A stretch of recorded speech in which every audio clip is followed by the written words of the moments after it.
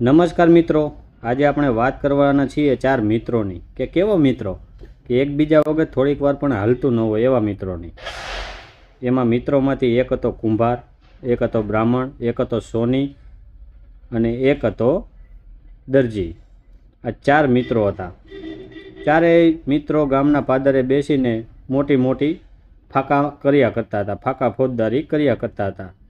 એક વખત તેના મા બાપે એને કહ્યું કે હવે તમે મોટા થઈ ગયા છો, હવે તમે કંઈક આપણો કામ ધંધો શીખો.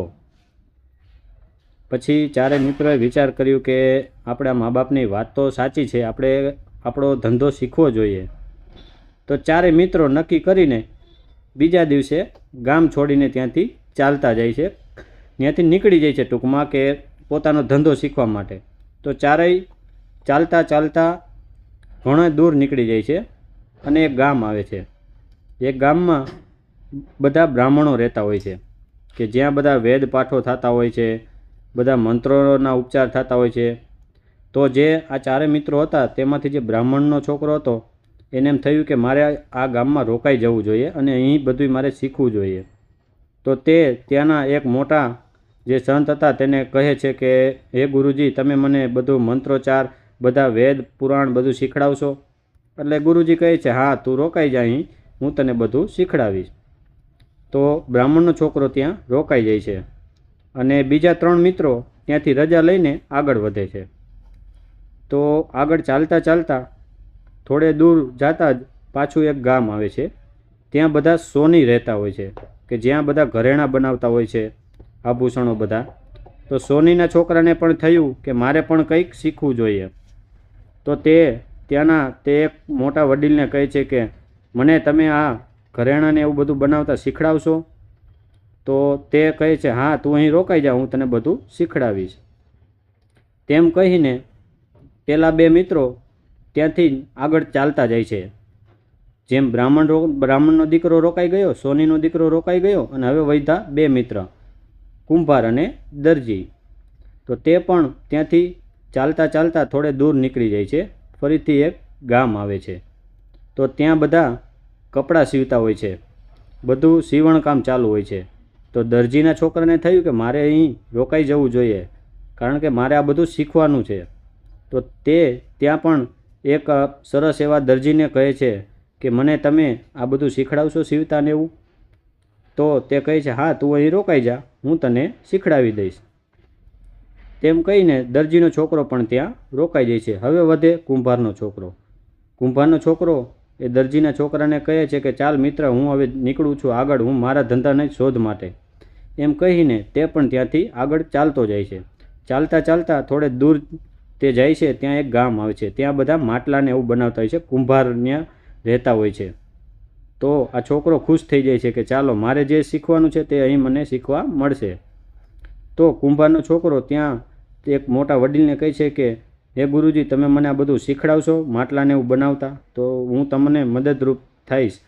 તો તે કહે છે હા, હું તને શીખડાવી દઈશ. આમ કરતાં કરતાં 3-4 વર્ષ વીતી જાય છે અને કુંભારનો છોકરો તૈયાર થઈ જાય છે ખૂબ જ. તેને બધું બનાવતા આવડી ગયું હોય છે. તો તે તેના ગુરુની રજા લે છે કે હવે ગુરુજી, હવે હું મારી ઘરે જવા માગું છું, તમે મને આજ્ઞા આપો તો હું અહીંથી નીકળું. ગુરુજી કહે છે ભલે, હવે તું તૈયાર થઈ ગયો છો, હવે તું અહીંથી નીકળ, જવું હોય તો તારે તું જઈ શકે છે. તો તે ત્યાંથી નીકળી જાય છે. પછી રસ્તામાં તેને યાદ આવે છે કે અહીં આ ગામમાં મારો એક મિત્ર છે જે દરજી, તે પણ અહીં રોકાણું છે, લાવ તેને મળતો જાઉં. તો તે તેની પાસે જાય છે. તે પણ બધું કામ શીખી ગયો હોય છે. તે પણ ત્યાંથી તેના ગુરુની રજા લઈને તે પણ ત્યાંથી નીકળી જાય છે અને બંને મિત્રો ચાલતા ચાલતા પાછા ઘર બાજુ આવે છે. અને ત્યાં રસ્તામાં પાછું ગામ આવે છે સોનીનું. તો તે મિત્રને યાદ આવે છે કે મારો એક મિત્ર અહીં છે, ચાલ તેને મળતા જઈએ. તો તે મિત્ર પાસે જાય છે અને તે પણ બધું કામ શીખી ગયો હોય છે.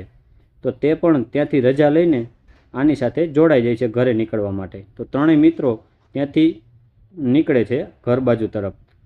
તો રસ્તામાં પાછું જે બ્રાહ્મણનું ગામ આવે છે. ત્રણેય મિત્રોને યાદ આવે છે કે એક મિત્ર તો હજી આપણો અહીં છે, તો ચાલો એ કે આપણે એને પણ સાથે લેતા જઈએ. તો તે પણ તેની સાથે જાય છે અને તે પણ બધું મંત્ર અને બધું શીખી ગયો હોય છે. જે બ્રાહ્મણ વિધિ હોય તે બધી શીખી ગયો હોય છે. તો તે પણ રજા લઈને તેની ગુરુની ચારેય મિત્રો પાછા ઘર તરફ નીકળી જાય છે. નીકળતા તે ચાલતા ચાલતા રાત પડી જાય છે. રાત પડી જાય છે એટલે રાતે ચારેય મિત્રો જંગલમાં એકલા હોય છે. પછી તે નક્કી કરે છે, આપણે એક કામ કરીએ, 3 વ્યક્તિ સૂઈ જાશું અને 1 વ્યક્તિ જાગશે. વારા ફરતી આપણે એવી રીતે 4 વારા કરી નાખીએ તો સવાર પડી જાય છે. બધા કહે છે ભલે.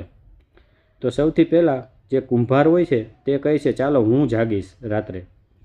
એટલે કુંભારનો છોકરો જાગે છે અને 3 મિત્રો સૂઈ જાય છે. તો તે જાગતો હોય તેને કંટાળો આવતો હોય છે. તેને એમ થાય, લાવ હું કંઈક શીખો છું તો હું કંઈક બનાવું. તો ત્યાં માટી લઈને તે એક સરસ મજાની પૂતળી બનાવે છે. ખૂબ જ સુંદર એવી પૂતળી બનાવે છે માટીની.